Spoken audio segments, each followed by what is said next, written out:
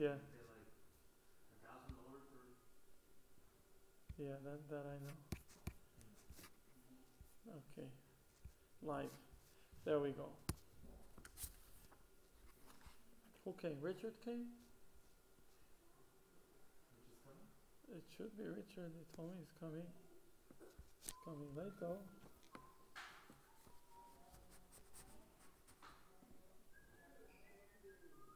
Oh, it's Arthur. Oh, Richard. Is it Arthur? I heard it's Arthur.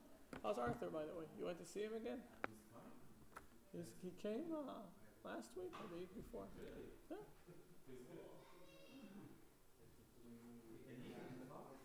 He could talk. He can't eat. He could talk. Drink with a straw, I think. Really? It's a pity. See if there's anyone coming.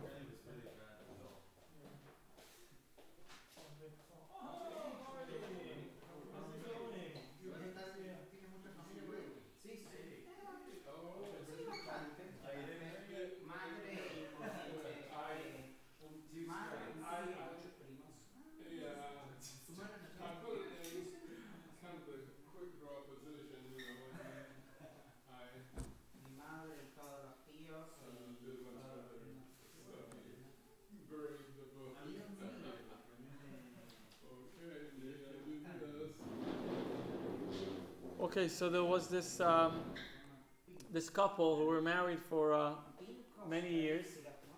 Here you go, Marty.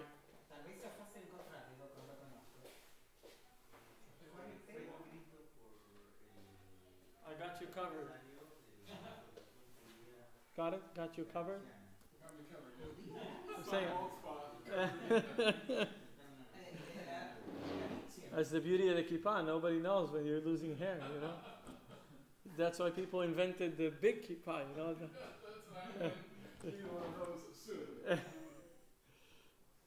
Okay, so there was this couple who were married for many years, and they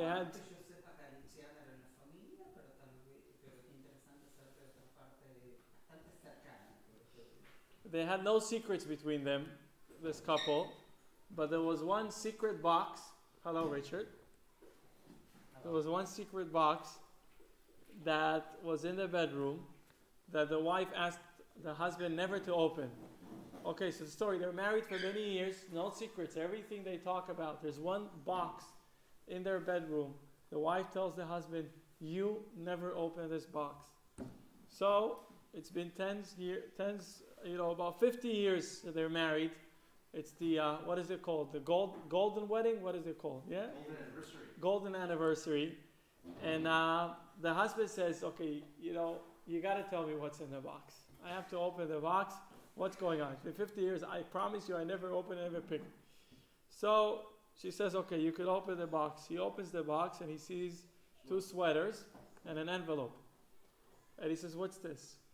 And she says to him, my grandmother, when I was walking on the aisle, when I went to the wedding to marry you, my grandmother told me that she has the best advice how we could have the most beautiful life together. She said, whenever your husband upsets you, then what do? You start, what's it called? Kneading? Yeah, kneading. You start kneading, until you relax.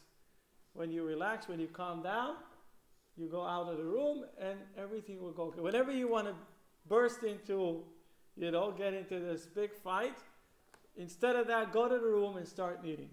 So he says to his wife, well, that means I'm a very good husband. For these 50 years, all you did was 2 sweaters. And then she says, no, there's an envelope. Every time a sweater was ready, I sold it. There's $25,000 in the envelope from all the sweaters I sold. There's a saying, the Arabs say, we call it in Hebrew, we translate in Israel, we translate a lot of sentences from Hebrew, achipazon min satan. It means the hastiness comes from the devil.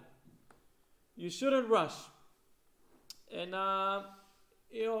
whatever language you use, the inclination, the wanting to respond right away. Something goes wrong and you want to be the first one to respond. Somebody told you something that might be improper, and you're not going to let it go like that. You want to react. You want to make sure this doesn't go by like this. And in most cases, this comes at the expense of activating your mind a bit and thinking. Because when it comes usually, it bursts out to the emotion, and it doesn't come from the mind. And in most cases, if not in all cases, people regret. People regret for saying things that they said when they were angry, when they were upset, when they were hurt, when things were said to them in a certain way as opposed to another way. And in most cases we regret. We regret for doing things with great hastiness. We regret for doing things without thinking. The Torah testifies on the first son of Jacob.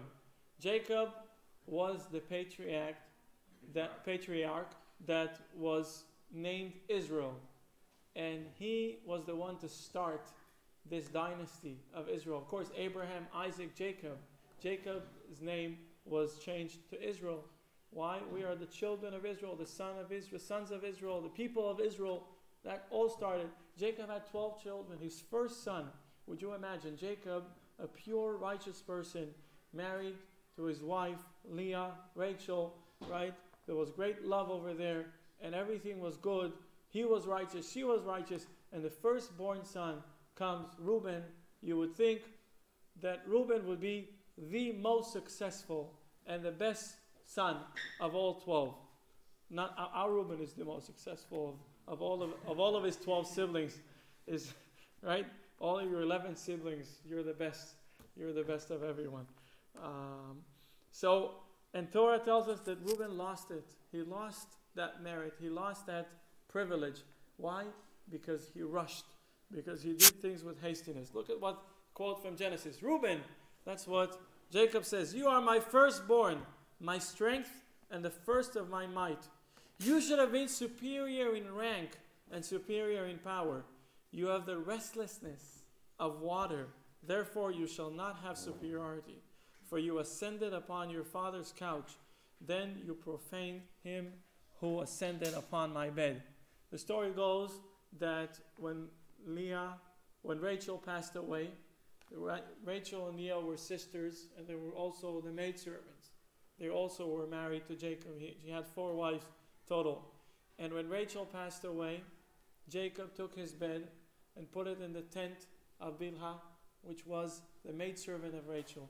Reuben, who said, all of my life, my mother was secondary. His mother was Leah. You know the story, Jacob wanted to marry Rachel, and he ended up going into the wedding, and his father-in-law tricked him to think he's marrying Rachel, but then he realized that the one he married was actually Leah. And of course, he saw that this was the will of God, and he shared his life with Leah, and also with Rachel. Leah had 6 children, and all the other 3 wives had 2 children each, totally 12. So, you are the minion. Jay. Wait, I got a question for you. Yes. Okay, like how do you trick someone, and how is that the will of God? So tricking and will of God have. You see, you put a veil on her face? Is that what you did? First of all, there was a veil on her face. Okay. And I And was they only... signed ketubah, right? Yeah, they signed, they got the ring on, they got everything. Even you can look at weddings from my wedding. In our customs, in our minhag, the bride is completely covered. So, this was taking chances. I put the ring on it, I get the whole thing, we get the whole speech, and then you get a pic. Oh, thank God, that's it. That's the one I thought. Well, Jacob, guess what? He picked up the thing, and it's not her. You can't see you tricked me and I want my money back? He said, you tricked me, but he said, I want to marry Rachel still. So he goes out and he works for Laban 7 more years. He marries Rachel like he was promised. And of course the story, the maidservants were brought as well. And they have kids. Reuben, all his life, grew up with that thing in mind that his mother, although having 6 children, she was always secondary. The most beloved one was Rachel. Now don't get me wrong, Jacob loved Leah too, but he liked Rachel a little bit more. And in fact, this was much before the time of Sigmund Freud, but Leah did not know that she was loved less. It was only God who knew. It was only God who looked through Jacob's heart and knew that although he loves Leah, he loves Rachel a little bit more. And Leah did not know that. Anyways, Rachel passes away, and Reuben naturally thinks, finally, my father will be permanently with my mother. But Jacob had different plans. He took his bed and put it in the tent of Bilhah, which was the maidservant of Rachel. And Reuben could not tolerate it. He couldn't take it. So what he did, he took Jacob's bed and he moved it to his mother's tent. This was a big disgrace.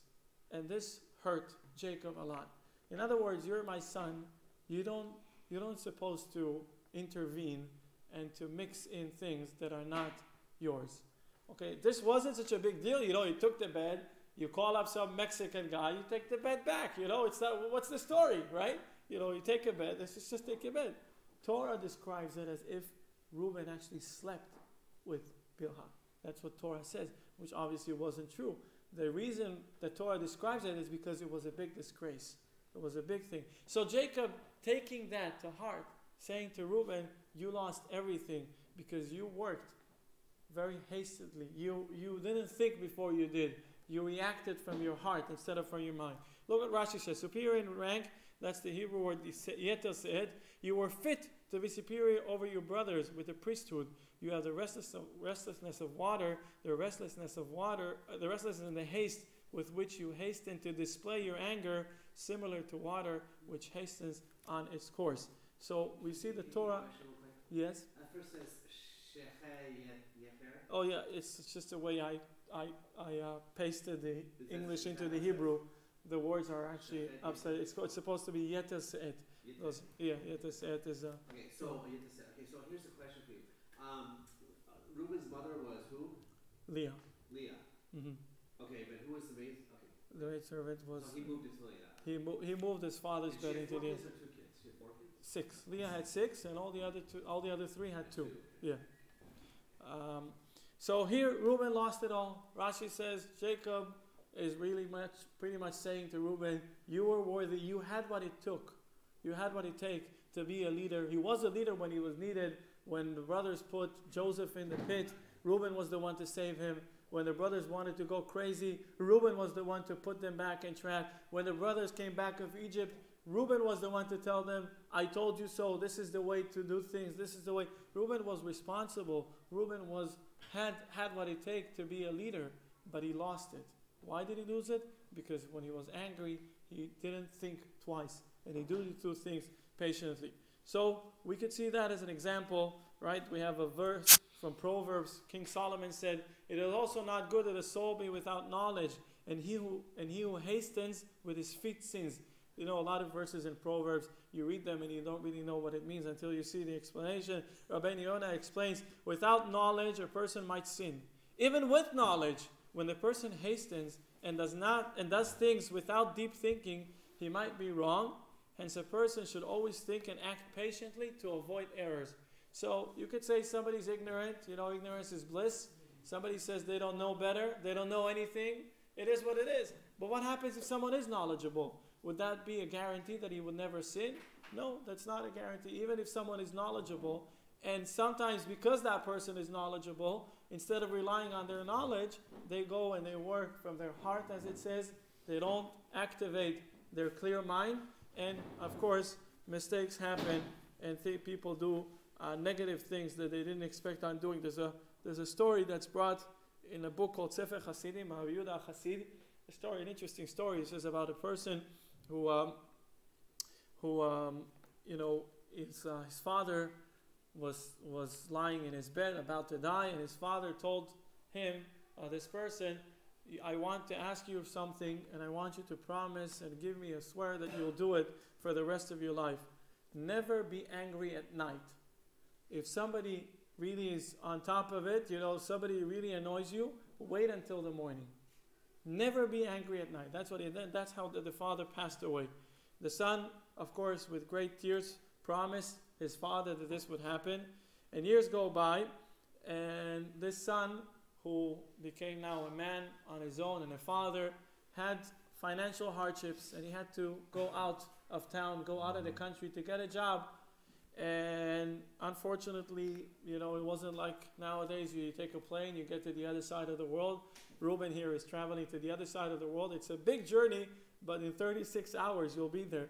But in those days, it could have taken 36 days or even more to get not to the other side of the world, but maybe a little further, a little less, much less than that, a little further from where you were. Anyway, the father, this individual who became now a man and a husband and a father, had to travel outside the country in order to get a livelihood. And he had to delay. It took a year, it took 2 years, it took 3, 4, 5 years. And after several years that he was out, he came back to his house. Finally, he managed to collect a substantial amount of money in order to support his family, which of course, had different needs than before he left. And it was late at night when he finally reached his village, when he got home. And as he's about to knock, he can hear sounds from the inside, and he can hear his wife speaking to another man. And he's thinking, I went to work all these years. I sent some money. I want to support my family. And look at that. I'm outside the country, and my wife is speaking to another man. And he wanted to get into the house, break the door and do something serious. But he remembered his father. He made a promise to his father before the father passed away. Never be angry at night. Always wait until the morning. And he waited until he didn't go in. He went to sleep somewhere else. And he went and he got there in the morning. And when he got there in the morning, they greeted him, the family greeted him. And he sees the man. It turns out he was his son. His son grew so much, and his voice changed, and his appearance changed. And it turns out that the mother was just talking to her son, but it sounded behind the door like the mother was talking. And then he thanked his father. Had he gone in, with anger, with craziness, with thinking all these negative thoughts, he could have hurt him. He could have hurt his wife. He could have hurt himself. He could have made a big mess just being angry. But he actually waited for another day. He waited till the morning, and he saved himself. He saved, right? The lad was 13 years old, and now he's 20. It's a big change. My kids are still young, but you could say when they grow fast, right? They change fast. So obviously, not doing things in hastiness is actually something that's brought in the Torah many times. And here comes a question that really is very interesting. We're speaking about Exodus. We're speaking about leaving Egypt. And we find a commandment of God, and that's repeated not once, not twice, maybe more, 3 or 4 times, that you do it quickly. You have to rush out of Egypt. You have to go and grab your stuff and take, you manage to grab your stick and put one shoe and one shoe not and run for your life. Right? That's what the Torah tells us. Right? Your loins girded, your shoes on your feet, your sticks in your hand. That's how you eat. This is the last dinner that they had in Egypt. Was there matzah, right? It wasn't supposed to be matzah. It was supposed to be freshly baked challah.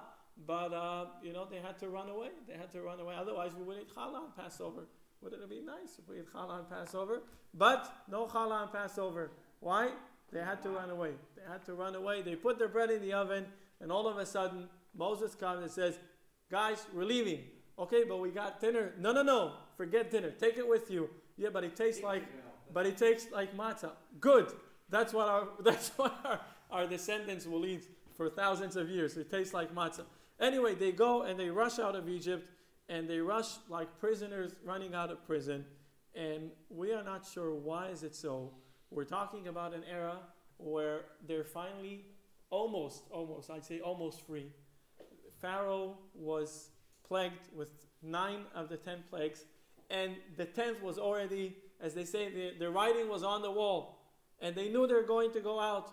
And Pharaoh, prior to that, kicked Moses out of his palace. Moses came to see Pharaoh after the 9th plague, the plague of darkness, and he started arguing with him. He says to Pharaoh, we need to go bring offerings to our God. So Pharaoh says, okay, you go, you leave your families here. No, we need to go with our families. And then, okay. And then Moses says, we need to take our cattle. No, you're not taking any cattle. Moses says, oh, not only we're taking cattle, I forgot to tell you, we're taking your cattle too.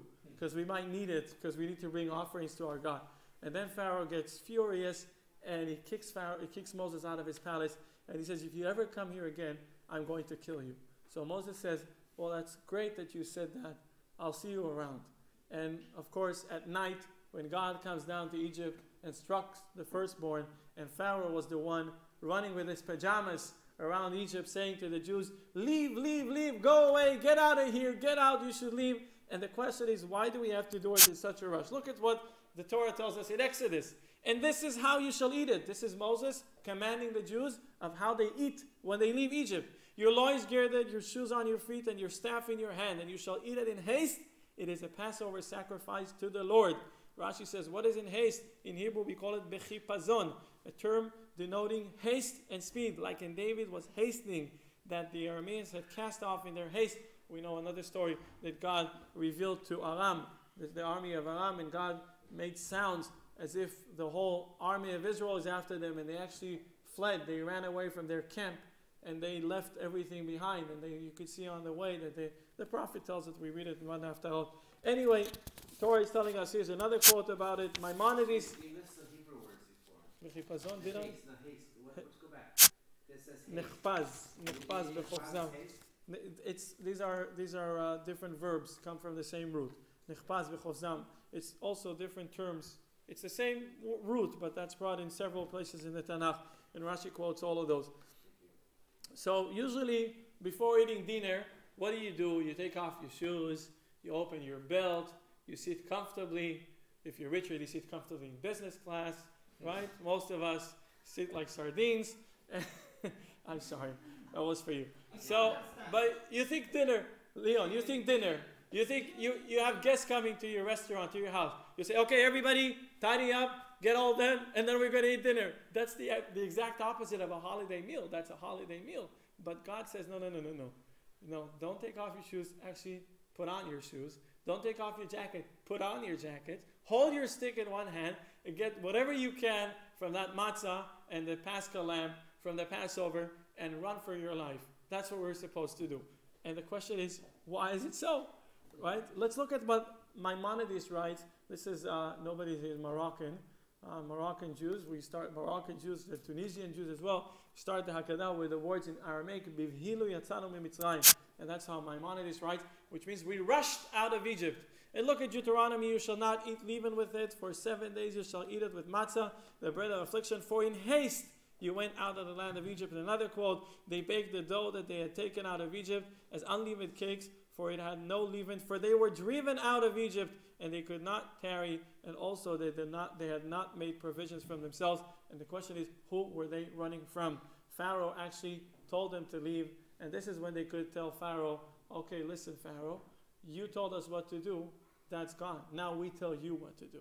God is on our side. If you want evidence, blood, frogs, lice, wild animals. You need more than that. Hail, boils, right? What else did? Now who's in command? Now who's giving orders to who? Okay, you sit back and relax. We'll leave when we want. But it wasn't the case. It wasn't the case. They actually rushed out of Egypt. What are you running from? That's it. You're finally in control. You can tell Pharaoh, get lost. We'll leave when we want to leave. Okay, now it's our call. What is all this rush? Who are they running from? And first of all, we need to know who they're running from. Nobody was chasing them. They were chasing them, but that took another day or two for Pharaoh to come back after them, which obviously is not understood. Pharaoh was embarrassed. His empire fell apart completely. Those bunch of slaves left Egypt and took everything with them, the gold and the silver and everything they borrowed, so to speak, borrowed from their neighbors. That's one way of borrowing things, Arthur. You know how they say that. First of all, I didn't take it. Second, I returned it already. And third, it was broken when I took it. Okay. So they borrowed the stuff from the Egyptians. And that's when Pharaoh started running after them. But Rashi brings also from the Sifri that in fact we're talking about that night. On Passover night, we need to eat the matzah before midnight. Midnight is actually when it all started. But Rashi brings from Sifri an interesting saying that in fact they didn't live at midnight. They did linger, and they actually left in the middle of the day, the next day. And why is it so? Because God wanted to tell them. Let's look at what Sifri says. You can't see where you're going. Regarding, oh, don't worry, they had the pillar of cloud, the pillar of smoke, the fire, they got everything covered. But those who not everybody lived. What? Not everybody left. Oh, yeah, it says only 20% left. 80% died in the darkness. Did you know that? 80% of the Jews died. 600,000, 3 million left. Yes, 80% of the Jews died in the days of darkness. The Jews that didn't want to go, the Jews would rather stay in Egypt. I didn't know that. Yeah. There's also a certain age group left too. The only strong ones left. No, the age group was not the distinction. It was a distinction between the believers and the non-believers. Those who rather not go died. And they died in the days of darkness, so the Egyptians would not see that they died. So, we're all quoting and saying, the Jews believed and went after God. Well, it's only 20% of them, unfortunately. Some say it's even less than that. And there was a second group. When? After Moses came down. Right. That was right. A mixture of the nations. Anyway, this is what Sifri brings, a very interesting midrash. Regarding Egypt, Scripture states, on that very day the Lord brought the children of Israel out of the land of Egypt. That's in Exodus in our portion. The Egyptians said, we swear by such and such, referring to their gods, that if we notice them about to leave, we will stop them. And not only that, but we will take swords and other weapons and kill them. So the Holy One, blessed be, he said, I will bring them out in the middle of the day, and let anyone who has power to prevent it come and prevent it. So God says, that's it. Story's over, Egypt. We're not scared of you any longer. You're saying, we'll never let you out. If you ever try to come out, we'll get out there and we'll kill you. And God says, okay, no thieves in the middle of the night. It's in the middle of the day in front of everyone. You guys are walking out. So that actually strengthens the question. So what's all the rush about? What's the quick? Why they had to eat their matzah quick, the Paschal lamb quick, and run away? What's the story? According to this midrash, they actually left on the next day at noon, when everyone was aware and awake, right? Everybody knew what's going on. And also another question, if we emphasize so much that they run away from Egypt, that actually stresses the weakness of the Jews. When do you run away? When you're losing. When you're winning, you don't run away. You walk away like a winner, right? Someone who's a loser, they rather no one sees them, they just sneak out without anybody noticing. But when you're a winner, and they were clearly winners in this state, why did they have to run away? So no one was chasing them. There was no reason to run. And it also looked bad on the record. It looked very bad that the Jews ran out of Egypt. We must say there's a reason why they run away. And we'll soon see what was that reason. The Gemara says that in fact this only took place on the first Passover. On the first Passover, they left and they had to rush. But on the next time when we celebrate, we say that the future redemption, so this won't be like that. Perhaps one might think that the future redemption will also be like that, as in running away. No. As it says, for not with haste shall you go forth, and not in a flurry of flight shall you go. For the Lord goes before you, and your rear guard is the God of Israel. So in Egypt's Passover, we had to rush. In other Passover, according to what this Mechilta says, in the future redemption, no rush. We no more to rush. God is walking with us. God is guarding us. Right? We say, not with rush and not with hastiness. So was there hastiness or was there not hastiness? Is there something good about running, or is it better to walk slowly? What are we trying to say? We're going to say now that in fact we can see something, two things. First, the level of trust the Jews had in God, and that's nothing to be taken for granted. And the second is the way that they were initiating a real change within themselves. So before we proceed, we're going to say that although we said earlier when we brought examples of why it's not good to rush, right? Reuben's time and also the story with the guy who went to work abroad, but there is one specific topic that actually rushing into is a good and a positive thing. This one is for you. It's for getting married. Okay. Yeah. Congratulations. Don't get too excited. Sit down. Demery! Wow! We're so happy you came here. We can talk about leaving Egypt. We can talk about what? The leaving of Egypt real quick. Levi's in So Egypt. you're saying that, okay, what you're saying is basically the last curse was killing the firstborn. Right. So this all happened within 24 hours where a lot of the firstborn Egyptians died and Pharaoh to get out, or did it take a couple of weeks? No, it was one night. The night of Passover, that was the night when God came down. That's why when the Jews brought the Paschal lamb, they put the blood on their doorpost. So that's when God came down and struck the Egyptians for the very last time. So they left between, let's say, 3 in the morning, let's say the afternoon. Right. It took place around midnight, which we don't know exactly when was midnight. God knows when midnight was. And that's when the Egyptians were struck, and then everything unfolded. Pharaoh running in Egypt, crazy. Pharaoh was a firstborn, and he realized that all the firstborns are dying. He's going to be the next one. God didn't let him die. He wanted to see the complete collapse of his empire and then kill him. He wanted to get into the Red Sea, seeing the miracles there, seeing the Egyptians drowning, going with the Egyptians in the water, and then he died. So it didn't let him the pleasure of dying first. He actually made him stick around for a bit and see. Usually on Pesach, you eat the matzah before midnight. Correct. And a lot of Jews, they sit around till 2, 3 in the morning. Right. So that's before midnight, you eat the matzah, and then after midnight, what do? You eat some beef, or you eat some dessert. What do you do? Yeah, or maybe you don't eat. You talk. I don't know. It doesn't have to be necessarily involved with food. What do you want? Listen, if you start eating at 8 o'clock. And by midnight, if it's a good Jewish family, you have no room for anything, right? So, yeah, you just sit and talk and learn. Yes. So there's one topic which is the Torah tells us it has to be with Rush, and we know it from the story that Abraham sent the servant to bring a wife for Isaac. Eliezer was the servant, and Abraham sends him to bring a wife for Isaac, and a road that should have taken 17 days takes 1 day.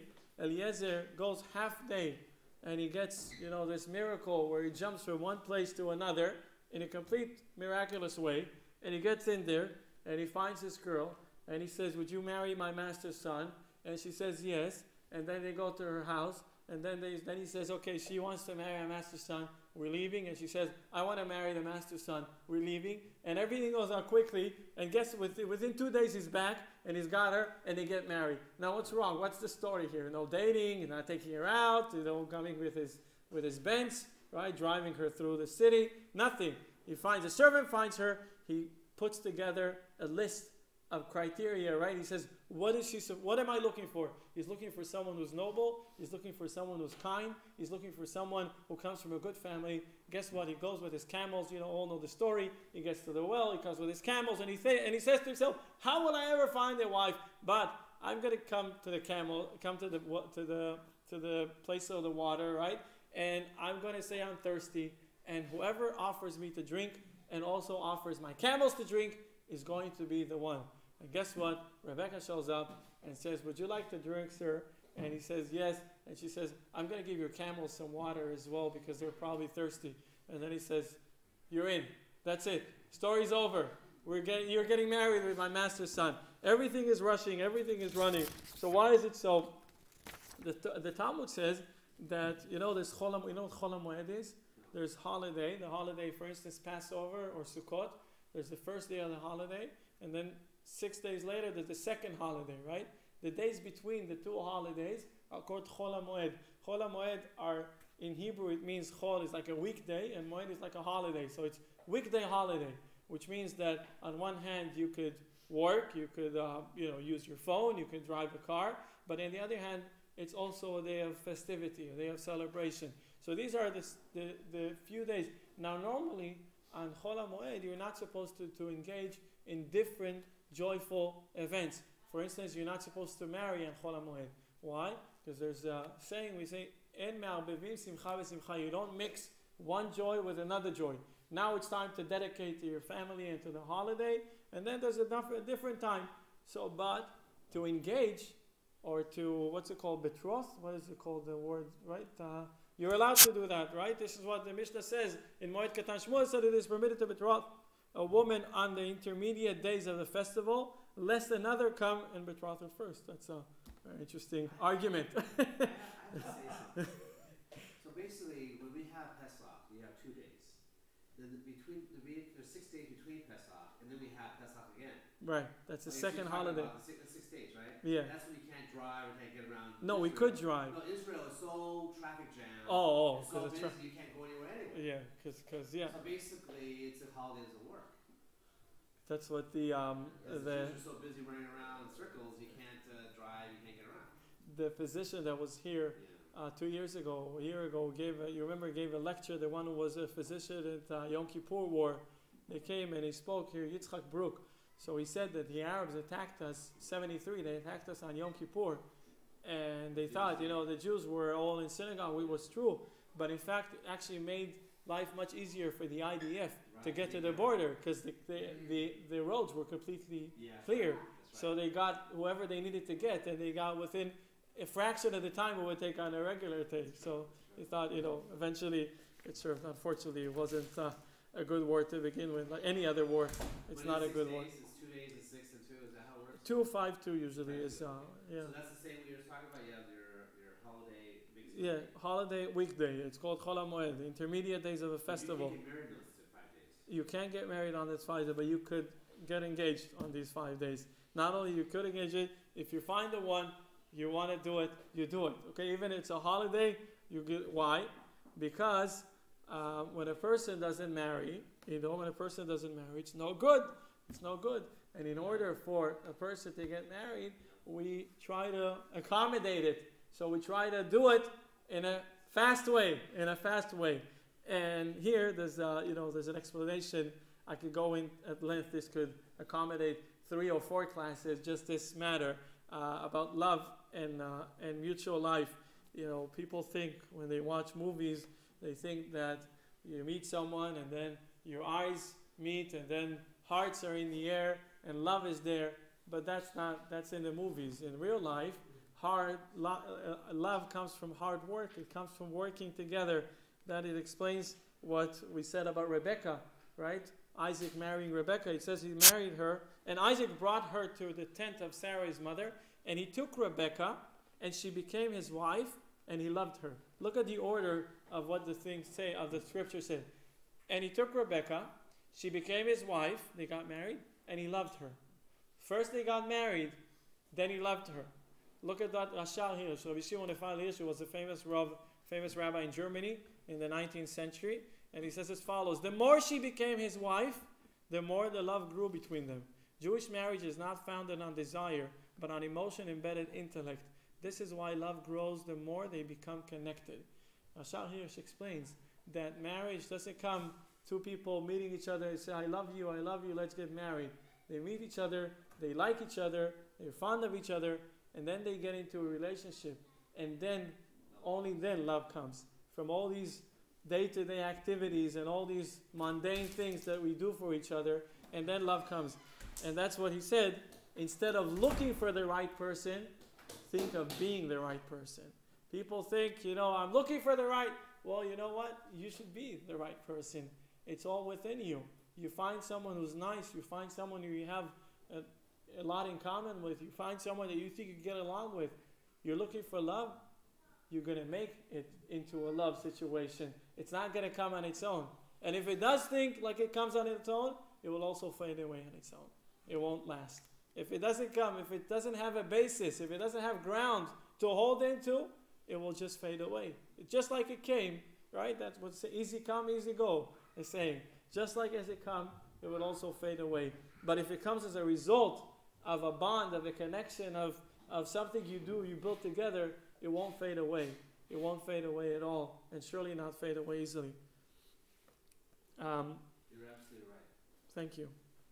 Where is this? In Genesis, or where is this written? What? This is the verse is Genesis, and this is some interpretation. By whom? This is Rashal here, Rabbi Shimon Ephraim Hirsch. You could read about him. He was a prominent rabbi in Germany. Psychologists go to school 25 years old. Instead of looking, right? You like that. Instead of looking for the right person, think of being the right person. Take notes. So after this little pause about when is it good to rush, we'll get back to our topic of why the Jews rushed. Apparently, it's not a good thing to rush. So the Hasidim tell a story about a couple that were married for many years, and they didn't have children. They went to their rabbi, to the Rebbe, and they asked him, it's been several years, we're married, and we want to have a child. We're eager to have a child, and we're trying. The Rebbe saw their sincerity and their request, and he blessed them from all his heart that in a year from now, they will actually have a child. And guess what? A year from that date, they had a child, and they had the Brit Milah, and all the Hasidim, all the disciples of this Rebbe came to him and said, "Oh, you're a sage, you're a miracle worker, you're a sorcerer, whatever you want to call it." And the Rebbe said, it's not my work. It's actually them. What does it mean? He said that as soon as they walked out of my room, they went to a baby store, and they bought a baby crib, right? Then they bought a bedroom, and they bought all the clothing. They didn't know if they're going to have probably a son or a daughter, so they bought some, when little babies you could wear, or whatever color you want, right? So he said, it's not my bracha, it's not my wish that acted here. It's the big trust. It's the trust those people had in God. It's the trust they had that they're going to have a baby. And that trust in God was actually what led to that blessing to be fulfilled. And the Italian commentator Rabbi Ovadia Sforno presents it the same way with regards to the Jews. The Jews trusted God. They trusted God so greatly that even before leaving Egypt, they were already ready to leave. They already had their bags, and they already had their sticks, and they already had that thing in the oven where it comes out, and they're ready on the spot. They're ready, launch, just like before the Olympic Games, you hold your post. They were ready. They were ready to go. And he said, you know why they went? Because they were ready to go. You know why they went? Because they believed in God. They trusted God. They knew that this is going to happen. And that's what led them to get out. Sforno says, preparing to leave prior to the last plague showed their complete trust in God. While still being in prison, they had no doubts they will be out. And this is a verse from Tehillim, from Psalms. He who trusts in God shall be surrounded with favor. Someone who has complete trust in God, the trust in God would lead to have good things happen to him. In other words, it's not, oh, God will do me good things and I'll believe and I'll have faith and I'll trust in him. No, I trust God even when things look difficult and things look impossible and things look that, the situation is not so cheerful, but I still have full trust in God. And that trust in God, that trust in Hashem, which is real trust, is really what leads the person to get out of that trouble and to have things work out for him. Yes? Is it trust or faith? Is there a difference? There's a vast difference between the two. Oh. Yes. Faith is believing that God could help you. Trust is the feeling that God will help you. It's not only God is capable of doing that, it's God is going to do that. God is going to deliver. And this is a very, very difficult faith we all have. We all possess. Every Jewish person. Emunah, every Jewish, the Gemara says, Ma'aminim b'nei ma'aminim, believers, children of believers. Faith, everyone has. Everyone has faith. Faith is very easy. Trust? No. Trust is very difficult to attain. Trust is something that you need to work hard in order to have. You wanted to say something? Bitachon. Right. Emunah, Aleph, Emunah, Bet, Bitachon. Aleph, the first thing, Emunah, faith. Bet, Bitachon. Bitachon is trust. Trust in God. So that pure trust, which is very difficult to attain, everyone says, yeah, I believe things will work out. But do I really trust things will work out? That's difficult. Guess what? When somebody trusts, and they trust wholeheartedly, things work out for them. God actually delivers whatever it is that that they need from Him. And let's look at what the Rebbe writes about an extreme case. Someone who's not well, and the Rebbe says he should be dancing as if he's well. Look at the letter from the Rebbe. I didn't want to cut it. It's a little long. It says like this. You have certainly heard of the saying of the Rebbe Maharash, the grandfather of the previous Rebbe. The world says, this is a saying of the fifth Rebbe of Chabad, the word says that when you cannot go under, you should go over. But I say that to begin with, you should go over. That's a saying. In this case, even though it seems that you have to wait to express visible joy until the situation of your health actually improves, there is room to say, as learned from the above-mentioned expression, that you can be joyous before the improvement of your health. even though at the moment this improved health isn't a visible reality. This joy itself will bring about the improvement sooner.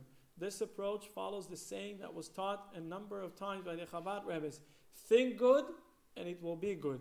In Yiddish, tracht gut, wird sein gut. You heard that? Tracht gut, wird sein gut. Think good, it will be good. Obviously, when this positive thinking is brought into joyful speech or joyful conduct, and especially when this concerns such a respectable person whose pen is a pen of a writer and is able to influence many people in the above mentioned joyful way, then the reward for one who brings joy to another is known, which is brought in the Talmud to have a share in the world to come. There's a famous story in the Talmud about was Rabbi Chia who encountered Elijah the prophet, and he asked if there's someone in this marketplace that has a share in the world to come, and he pointed at two people, and they looked very simple and nothing special about them, and he went and inquired, and they said they're making people happy. Their work is to go and see people and cheer them up, tell them a joke, do a little trick, entertain them, put a smile. Like Richard, put a smile on somebody else's face. Richard, I can tell you that based on this, you're going to have a great share in the world to come because you put smiles on many people's faces. So this is a big merit. So it is. Everyone could testify. Everyone could testify that this is the case. But anyway, the Rebbe says, look at this. This individual is not feeling well. The doctors might not predict well. Doctors, specifically doctors in the United States, they want to get covered. They don't want to get sued. They always have bad news to say. Oh, your grandfather, he only has a few days to live or a few weeks to... Who told you? Are you the angel of death? Or are you going to tell me how long will he live? No, they just want to protect themselves from Jewish lawyers, from very greedy, from very greedy Jewish lawyers. It might be their cousins probably, but right, the doctors, they always go on the negative side. I don't know if I have remedy for that. I don't know if there's cure for this. I don't know if your father's going to make it. All these things they say. But of course, when someone gets these forecasts, so to speak, it doesn't put them in a very positive situation. And this individual got a letter from the Rebbe, and the Rebbe says, you start by being joyful that it's going to work out. I don't know what you were told. Maybe you were told it's not. I'm telling you, think good, it will be good. What do you mean think good? What, am I just going to disconnect from reality? Just say, pretend like this doesn't exist? Just make believe this doesn't happen? No, it actually changes the reality. Thinking good and having trust. We said these two are connected to each other. You have full trust in God. It's not easy. The Rebbe writes to him in a letter, not just, a lot of people like all kinds of formula. Take this and read it 25 times next to your bed and put 3 bananas on your head and mumble something and everything. Everybody likes those magic ways, magic solutions. It ain't no magic solution here. The Rebbe says you have to trust in God and think positive. Although it doesn't look like it's positive, you trust and train yourself to think positive. Guess what? It will work. So this could be psychology, right? Psychology has a lot to do with it. Many people, my brother-in-law, the husband of my sister, who's a principal, is not a principal now, he's a supervisor for the Ministry of Education in Israel. He went to study to be a medical clown. I don't know if you know there's such a profession, medical clown. Yes, they have it in Israel, probably also in other countries in the world. People who dress up like clowns, they go to hospitals. It used to be only for kids. Guess what? Not only kids want to be happy. He goes out and he does all these silly things like, having balloons and making them into shapes, and he wears this red nose and he tells these funny jokes and he walks around and he makes people smile. Guess what? It improves their health. It makes their health more sustainable. When people smile, I came to your hospital, I tried to laugh. You did some laughing. Yeah. I did make you laugh a few times. You didn't want to tear everything in your face, but you pretended like you're not laughing, like now. But so psychologically it's proven. You don't need psychology. Torah tells you this is the way to go, my friend. Think depressed, it won't work. Maybe it will make things even worse. Think positively, trust in God, have full trust this will work out. Think positive, be happy, everything is going to work out. So, the Zohar tells us of a story about repentance. The Zohar brings a very interesting story, not such a moral story, so to speak. You read about it, and the Zohar tells us about a group of robbers, and they used to do terror. They used to do a lot of terror, jumping at people in the woods, taking their stuff, maybe also doing some damages to them. And the whole area was with fear over that group.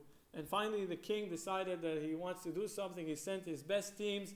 He sent a bunch of soldiers, hundreds of soldiers, and they managed to capture that group. They managed to capture that gang, right, and put them behind bars. And of course, these guys were not used to being behind bars, and they're used to have their free life, like gangster. No such thing as organized crime in the United States. So that's a quote, right? There was a quote like that. So these guys, of course, like in all good stories, not only in South America, Reuben, they find a way to bribe the guards, and they give them all kinds of gifts, and they manage to pave a pathway out. And as they're about to leave, they dig a tunnel, right? This whole thing takes a few weeks, a few months. The tunnel is there. There's someone waiting on the other side, and they're going slowly into the tunnel, one after the other, this whole group. And then one of them says, I'm not going. What do you mean you're not going? We've worked on this for, we want our freedom back. He says, listen, there's no chance. They're going to grab us. They're going to nail us back. They'll put us behind bars. They'll put us in solitary confinement. It's not gonna work out. Forget it. I'm not going because they'll catch us. And when they do, I don't think it will be. This is paradise next to what they'll do to us once they catch us. And they all go down the tunnel and they leave. And this smarty pants decides to stay there. And in the morning, everybody hears of what happened. They run away. They're all over the place. The king is crazy. I spent my best manpower. I sent my best soldiers. We put them behind bars, and now they're out. And he goes out. He goes into the prison, and he wants to see the tunnel. He wants to find out who did they smear, who did they bribe, how did they go out. And then he sees this guy, and he says, "Who's this guy?"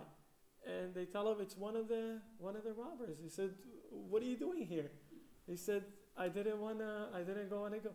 He says, "You idiot! Look at this tunnel. Why didn't you go? Everybody left. What were you thinking?" The king says to him. The Zohar brings that as a story about repentance, about returning. He says, "You had an opportunity. You could have taken that. You had an opportunity. There's a tunnel next to you. Quite a good tunnel, by the way." The king said they actually did a good job. These guys were professionals, right? He says, "Why did you stay here? Nobody would have stayed here. What's wrong with you? They had an opportunity." The Zohar brings it as an example about having the opportunity to repent, the opportunity to return to God. You have to make it. When the opportunity arises, you need to use it and utilize it. Zohar says, God said, "I dig the tunnel for you. I dig the tunnel for you to run away from evil." And this is repentance. This is tshuva. Why are you afraid to make that change? Why are you afraid to get out of prison? That's how the Zohar brings this story into. But change, you can explain. Of course I can explain. What is the explanation? Basically, if you get comfortable, psychologically get comfortable in this kind of situation, you're afraid to leave. You're afraid what's on the other side, afraid of change.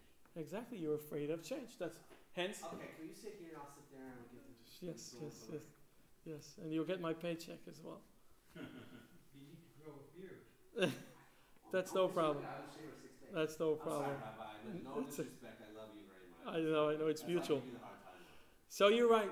People are afraid of nothing but themselves. They're afraid of the change. They're afraid what's on the other side. That's right. This guy was out in the open for all his life. He's been in this prison for a few weeks, a few months, and he's already afraid of what's outside. What do you mean? This is not a natural state. You're not supposed to be behind bars. You don't belong here. That's what is in his mind. And that's what the other people said. I don't belong here. I'd rather leave. And they took the opportunity. But this guy did not take. God says, there's a tunnel. There's a tunnel that's thick. All you need to do is get to the other side. Run away from evil. But you are afraid. Psychologically, it's a fear that exists within us. We are afraid of change. We are afraid of what's on the other side. We're afraid of uncertainty. The Torah is telling us that the Jews had to run away from Egypt. Why did they have to run away? They ran out of evil. They had to run away. God said, I want you to run. Ruben, could you turn on the air conditioner for a little bit? There's going to be some air here. It's a little hot. Yeah, it's a little hot. Thank you. So, it's always easy to stay where you are. It's always the easiest thing, the default. I'm here, I'll stay here. That's, like you said, the comfortable, right? As comfortable as it can get, right? I'm used to it. That's, that's how I know. That's a situation I know. It takes a leap of faith, right? To get out, to get to the other side. And that's exactly what is required from us. The Gemara is telling us about a big rabbi. His name was Rav Amram Chasida. Rav Amram Chasida, it means Rav Amram the Chassid. The Chassid is the sage, the righteous person, the pious person. And the Gemara is telling us that the community took out of captivity. Wait, this is the other one. Where's Rav Amram Chasida? There it is. The community took out of captivity a group of Jewish girls. They were captured. Mind you, in ancient days, this was the common practice of the non-Jews. They used to capture some people and ask money, right? What is it called? Ransom, right? To get them out, to bail them out. And they captured a group of young women, young Jewish girls, and everyone in the community had gathered money, had brought money, and they were managed to release them, to pay their ransom, and to get them out. And he said, what are we going to do with these girls? They belong to a different community. We don't know where they're from. We have to put them somewhere. We have to bring them back to their houses, to their villages. So where would you put them in the meantime? So they went to Amram Chasida, which was a very righteous person, and they said, we'll settle them in the second floor of your house. In the second floor of your house, and the ladder that's taking the people, that's bringing people to the second floor, will be removed, because we don't want anyone to harm them. We don't want anyone to get involved with them. And Rav Amram Chasida, of course, was a righteous person. So he said, this is the first address. Where will we put them? In some place that they will not be harmed. And the Gemara is telling us that one day Rav Amram was about to leave his house, and he looks up and he sees one of these girls, and she was very beautiful. She was very beautiful, and he thought, she's a very beautiful woman right here in front of me in my house. So the Gemara says that Rav Avram was an old man, but he managed on his own to take the ladder and put the ladder into, lean it to the second floor, and he's about to go up there. He did it all by his own, right? His own. And then he realized what he was doing, and he started screaming, fire, fire, there's a fire in Rav Amram's house. And everybody rushed in with buckets of water. What's going on? No fire. And Rav Amram said, you thought that you could trust me? I thought I could trust myself. I thought no one, I'm immune. There's no such thing. No one is immune, right? The disciples came, and that's how they saved him. They didn't save him of fire. They saved him of the fire that was in it, a fire that wasn't pure, a fire that wasn't holy. And this is a very deep message, because, in fact, all of our lives, we have to cope with negativity that lies within us. You can be a righteous person with a white beard from here till your knees. It doesn't mean that you have managed to change who you are. It doesn't mean that you don't have inclinations, you don't have desires or lusts. It doesn't mean you don't want to do some stupid things, or even worse than stupid things sometimes. That negativity exists within us, and we need to run away from it. We need to get away from it. And the only way to do that is by doing it quick, by rushing out.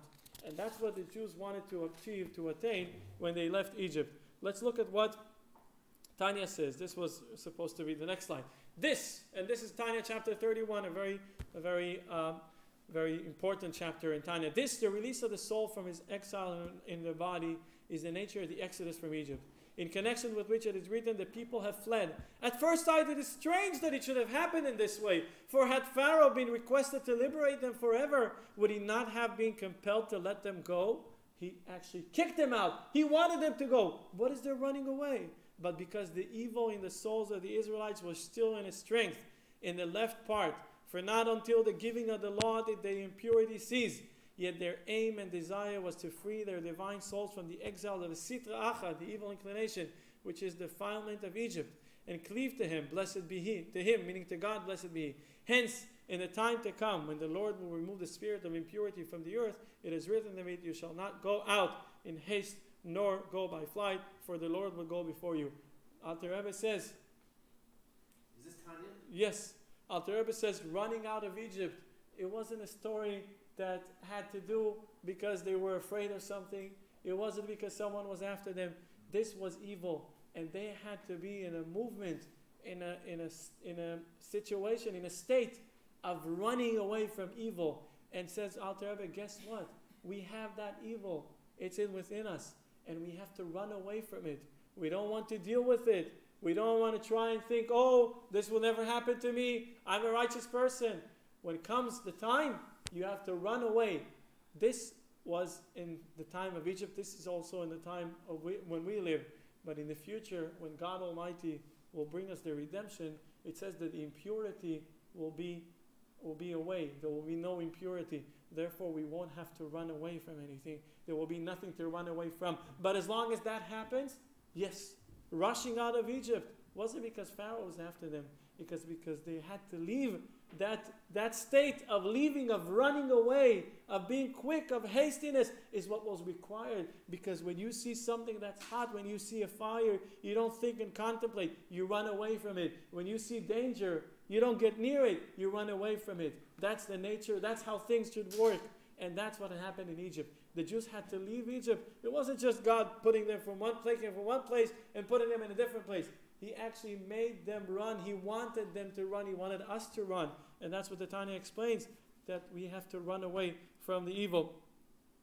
And, there's a story with Rabbi Gutnik, the Rav in Australia, right? Oh, so the first stage, here's what the story is. The first stage is running from evil. That was the first Passover. The second stage is refining the evil. That's counting of the Omer.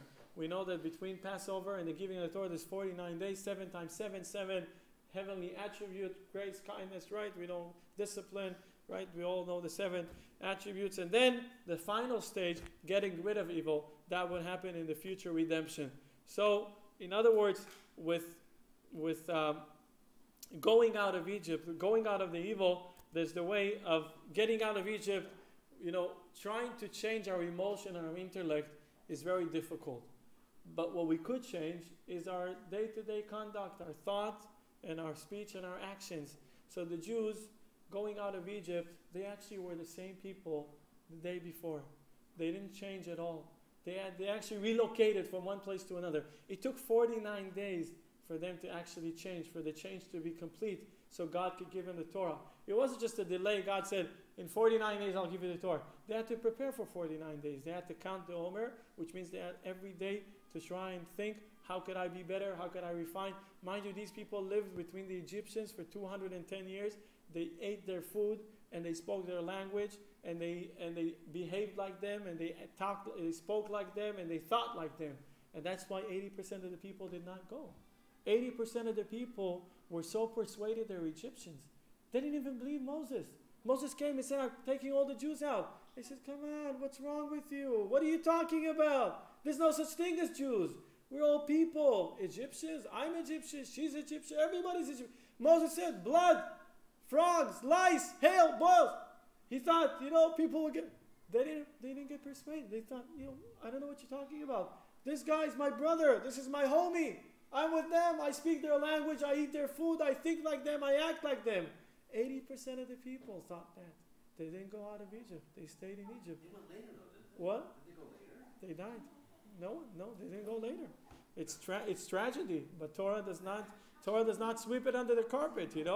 It's very difficult. It's a big tragedy, but that's what happened. 80% of the people stayed in Egypt. Would you imagine? How do you know that? Yeah, how do you know that? Torah says, "V'chamushim alu bnei Yisrael me'etzem." It's a verse in next week, right? Next week in Beshalach, yeah. V'chamushim alu, yeah. Next week we're reading it in the Other Torah. rabbis say though that 3 million left or 600,000 left. Yeah, we know how many left. We don't know how many were there. We don't know. We only have assessments of how many were there to begin with, how many died, right, over these years of torture, years of enslavement. Millions of people living in Goshen? Yeah. That's a very, very crowded. Well, they had every labor had 6 children. 6. Normal labor now is 1 child. Normal labor in the time there was 6. Wow. So just, do it times 6. Take a natural way of reproducing and times it at 6. And it wasn't natural because they wanted to have more children and they wanted to have a bigger nation. 6 children at once. Yes, that was the normal. That was, probably, what if they had twins? They had 12? I don't know exactly how did they handle 12. But anyway, they had six at one labor. Would you imagine, six at once? It's a very eco-friendly. I like So, so there were millions and millions of people, and those who left, 600,000 were just the men between age of 20 to 50, I don't remember exactly, and then there was also the children and the elders. Suppose everyone should have kids like stars, right? Like stars in the heaven. So getting out of Egypt, what does it mean, practically speaking? So changing who you are is very difficult. Changing the way you behave is slightly easier. It's not easy, but it's slightly easier. Changing your essence is not required. Why? Because in the essence we are all good. Actually, we're all good within. It's only those, layers of selfishness, right? And egocentric, and all those layers of negativity that we accumulate throughout our lives that really think that shape our form and who we are. But these are just external layers. Our essence is pure good. But changing that and bringing it to reveal it is difficult. But changing our conduct, changing our speech, changing our actions, changing our thoughts, thinking positively about different things is slightly easier. And that is what was required from the Jews. First, leave Egypt. First, get out of Egypt. You won't be able to progress. You won't be able to move anywhere when you are in Egypt. So first you have to get out. And when going out of Egypt, you don't go like this, nonchalant, and say, you run. Why do you run? Who's after you? What does God want from us? He wants you to run, because that's the way to go. The way is to run away from evil. And once you do that, you start working on yourself. You start refining yourself. You start changing the way you respond to things. You start changing the way you perceive things. And then finally the change is real, and it's pure, and it's essential. That starts from what? From changing your ways. And that's what the Rebbe said to Reb Chaim Gutnick, our neighbor from neighboring Australia, which is considered relatively near. Chaim no longer alive. He's the father of a few Rabbi Gutnicks. There's Rabbi Gutnick in Sydney, there's Rabbi Gutnick in Melbourne, there's Rabbi Gutnick in all of his sons. First Rabbi Gutnick in Australia, he was an eloquent speaker, much better than me. No, I'm not. And he used to speak, and people used to come listening to him. A rabbi, but he was, of course, a very, very learned person, a very learned individual, and as I said, very eloquent. And people used to love to come to hear him, religious and non-religious, Jews and non-Jews alike. But he felt over the course of the years, he speaks so much, and he sees little action. He sees not much result from what he says. People like to come to hear him.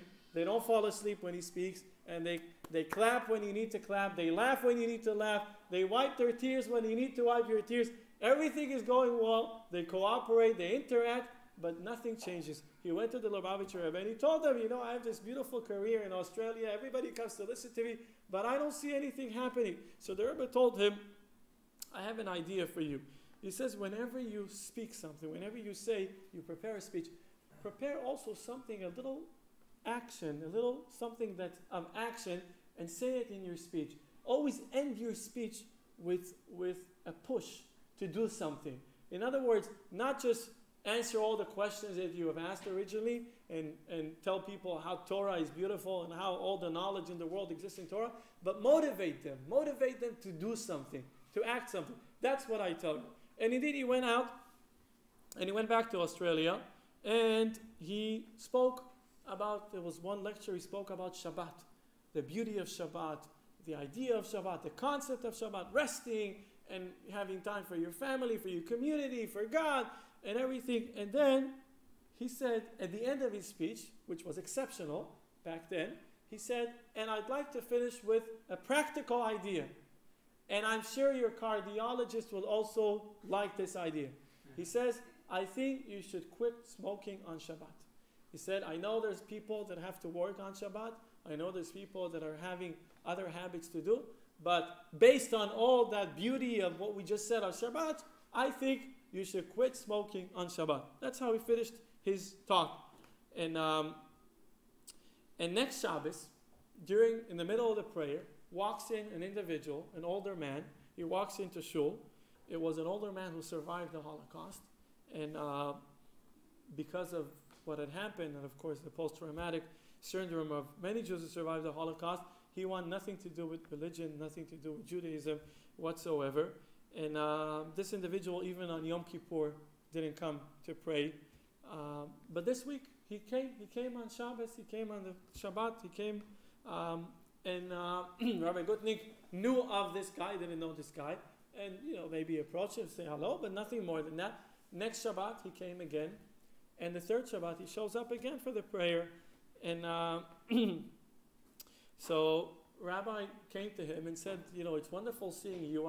I'm guessing you're Mr. So-and-so, and I know you've been living here for many years. What made you come? Is it you have a yahrzeit? Is there some joyous occasion in your family and your grandson, something? He said, no. He said, I was here the first time when you spoke about Shabbat, and you presented the request, you made a request, and you said of a practical thing not to smoke on Shabbat. And I heard what you said. I liked what you said earlier. The last line was not necessarily my cup of tea, but I liked what you said, and I think you said something positive. And I went home, and like I'm used to, I reached out to my pack of smoke, and I was about to take a cigarette, and then I realized, wait, the rabbi asked for a favor.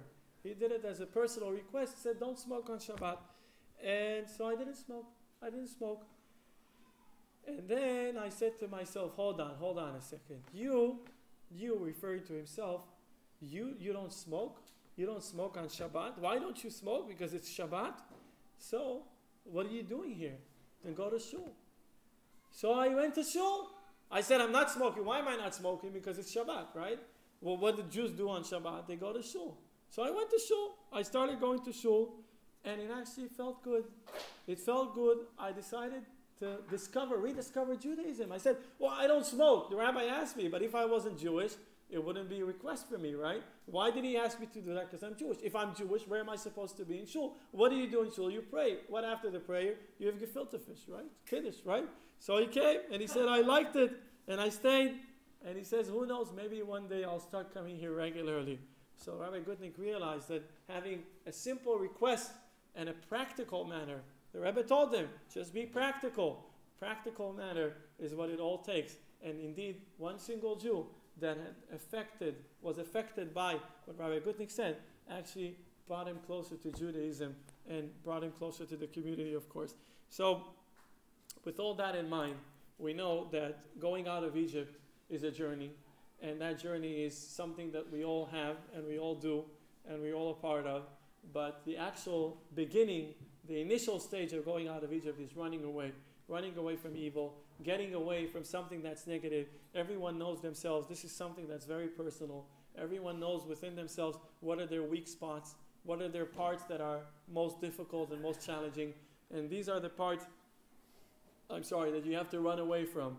Those are the things that you need to make a very strict decision, a resolution that I know that this activity is negative. I know this association is negative. I know this thing is not good for me or not good for myself or for my health or for my mental health or my spiritual health. I'm going to stop. I'm going to not do that again. I'm going to change my ways. And you take one little thing, and again, it's very individual because everyone knows what their weak points are. Somebody could present themselves as someone, and then eventually within themselves they have a big flaw and they have a challenge with something that someone else would not have a challenge with.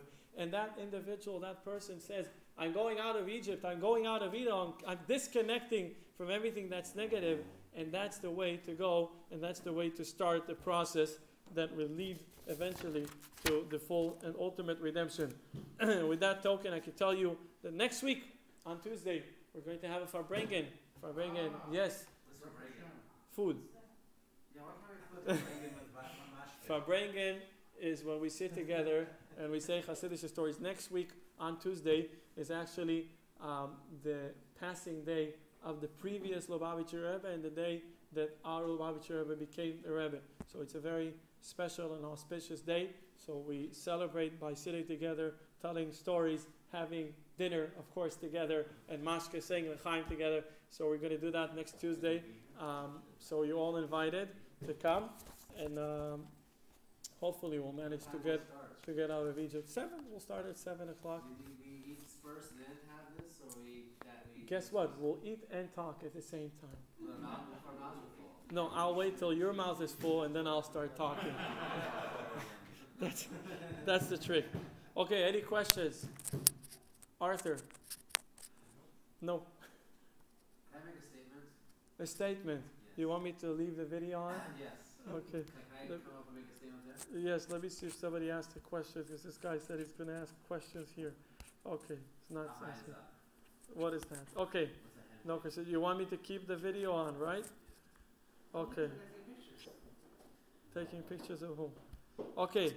Now, after the introduction, I'll give you the main course here. No. Our keynote. Richard Morgan. Here's a question I have for everybody. Okay. We talk about leaving Egypt, about fear. How does a Chabad rabbi come to Asia, can't speak a word of the local language, and have the guts, that we call chutzpah, whatever, to come into a foreign country and start a Chabad center? That's the thing. There's something about, I want to ask you a question. There's something that the Rebbe said to you that makes you feel you have this confidence to go out and do this.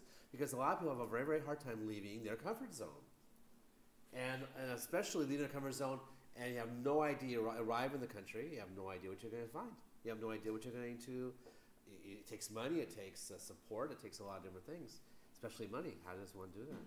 So there's something about this teaching that I would like to make a mention to everybody. All of us actually here in Taiwan. What brought us here? What brought us here? How did we have that ability to get out of our comfort zone and come to a foreign country like this? And you go outside and see all these different Chinese characters, and it can be very, very intimidating sometimes. Can you hear me? Can you see? Can you see? Yeah. So I want to comment though. Yeah. I mean, really, it's just every time I come here, I'm just so amazed about how you're able to come here and do what you do. Raise 5 kids, and every day have a nice smile. You don't know if you got money or not next week or not. Yeah. Well, I know you have money. So yeah, I go first. But if I give it to you, I'll go business class. But I can tell you that. Is anybody in there? Yeah, they're looking at you.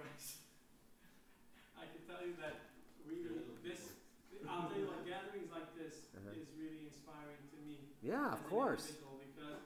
Because seeing that what I do and what I represent doesn't go in vain. Yes. And that we are talking the same language, not necessarily speaking English or Spanish or Hebrew, but talking the same soul language. We can understand each other. We can relate to the same thing, even in Taiwan or specifically in Taiwan. Yes. That keeps me going. That keeps me obviously. That keeps me inspired. You're always smiling too. I don't know how you do it, but you're always smiling, and you're in Taiwan. Huh? I'm contagious. Thank you very much. That keeps you going. Okay. With all that, I wish you. What's the prayer we say? Like Gesundheit or Freude? Gesundheit. Yeah. Freude. Is anybody there? I'm gonna send you the YouTube recording. I'm looking for people there. Okay, I'll send you all Richard's. Also, did you guys hear about him? He said wearing 3 bananas. Did you hear him say the word? He says, sometimes people wear 3 bananas on their head. So I wanted to ask him, why not wear 4? Okay. Why not wear 2? So I'll give you my number of my Jewish lawyer. And also,